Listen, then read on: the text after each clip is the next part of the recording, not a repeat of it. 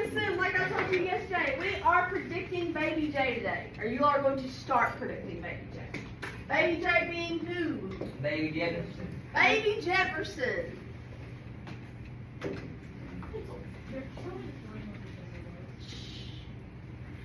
Well, that was going to be one of your passwords.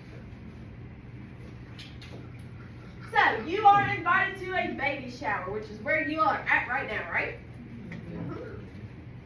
Mr. and Mrs. Jefferson are expecting a baby. This will be their second child. They want you to help predict what their baby might look like based on their genetic traits and what they may inherit from each parent. The mother of our baby is none other than Mrs. Jefferson herself. Okay? She is very excited for baby Jay's grand arrival, and she is due on the last day of March. So, when she has her baby, we will come back to this, and you all will get to see who was the closest in predicting her baby. The father.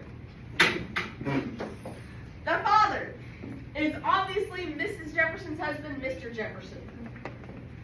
They cannot wait to welcome their little one in the world. So, you all already have access to this PowerPoint on Google Classroom.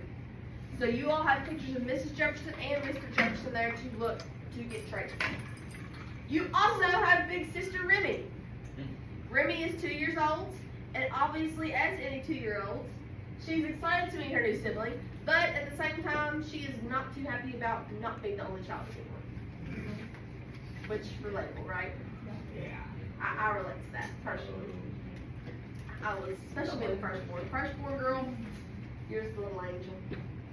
So, I have also included Mrs. Jefferson's parents and Mr. Jefferson's parents. So this will be Baby Jay's grandparents. Why might I have included Baby Jay's grandparents? Yes, it will help you determine whether Mrs. and Mr. Jefferson are heterozygous versus homozygous. Now, is that going to tell you exactly if they are? No, but it will help you get an accurate prediction, right? And a prediction is a what? Educated guess, right? So, and now, this is our first glimpse of Baby J. This is Miss Jefferson's actual ultrasound. This was taken on last Thursday. So if any of you have not seen an ultrasound before, you can actually see Baby J's head. You can kind of make out nose, eyes. You see his body here. You got a leg coming up. Ears. So you all can actually go ahead and start seeing part of the baby as it is formed, right? Baby J is due in March. So Mrs. Jefferson is over halfway through her pregnancy. The end of December, she will be at the end of her second trimester. So, another thing we talk about in here is embryonic development. So how babies and fetuses develop, starting at when egg and sperm cell meet, all the way until birth. We will be getting pictures of Mr. and Miss Jefferson's baby from. We'll get periodic updates. So you all can watch her develop as well as she gets more. A lot of her development and facial features and clear features will start developing in the third trimester. That's when baby really starts to really grow and kind of look more human, put it that way. Your task is to analyze pictures of Mr. and Mrs. Jefferson as well as their parents, research their traits to determine which are dominant and which are recessive, and then you are going to use Punnett squares to predict the possible traits that baby Jefferson could inherit from its parents. Then you're going to create a visual of what you think baby Jefferson could look like. For this, you have a couple of options. You can use AI to create a picture, or you can do one by hand. Either one is okay. As I mentioned, you can already find these pictures on Google Classroom. This slideshow is up and on there. In front of you, you all have copies of the prompt and instructions. Okay? This also includes a rubric. This is on Google Classroom as well. I have printed off a class set of these. Can you take these with you if I have a class set? No. There is one on each table, so I will know if you've taken it with you, and I will come hunt you down. I know where you all go to school. Okay? Yes, I do know where you all live. I will come to your house. Get my copy back. So, you all can work either individually or with a partner. What questions do you all have before we get started? All right. Don't worry about it. I need to like write this all down in my notebooks. So, you all are going to present your predictions to your class. What I would suggest you do is I would suggest you do a Canva or Google Slides presentation and work through it that way. So, when you go through, if you flip to your rubric, or actually you can see it on the front page, what is one of the first things it says about traits? How many do you need to predict for each parent? 10. So, in your presentations, you can put Miss Jefferson's traits, Mr. Jefferson's traits, whether you think they're heterozygous or homozygous. And if you have 10 traits, how many Punnett squares are you then going to have? 10, right? 10 Punnett squares. Those will also need to be in your presentation.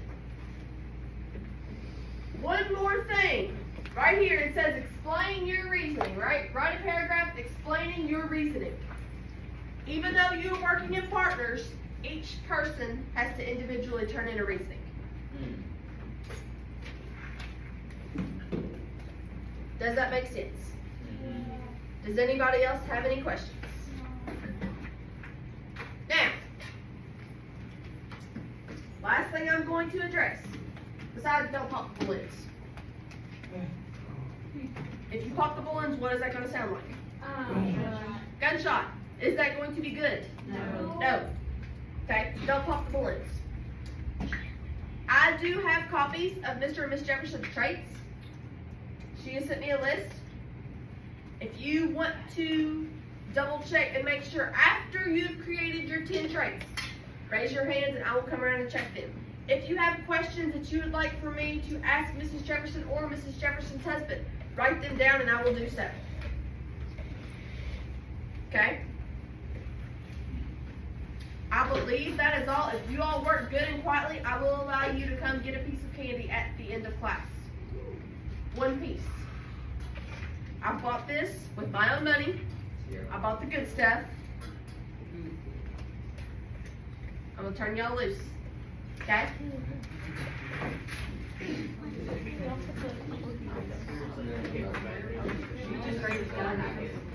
How many days do you think?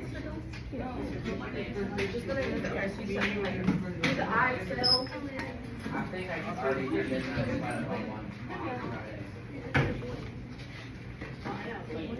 I want to. No.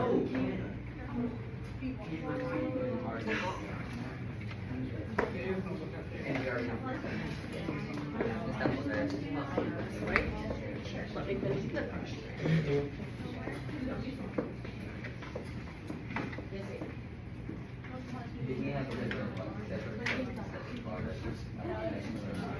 No, you are making one together. But when you turn in your reasoning and examples, you need to turn two separate. So you should have 10 sentences each other, and you should have a different 10 sentences.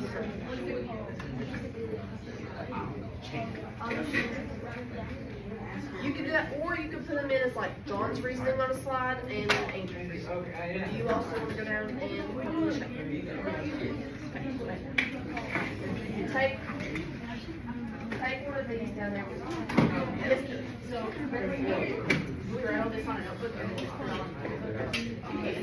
That's fine. So, your goal for today is to get your 10 traits down. That's going to be your goal.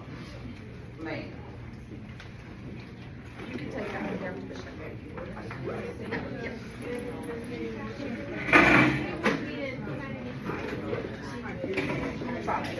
I can't share her. You can't share the candle. Oh, you just build one. It's showing your sister, but it's not you.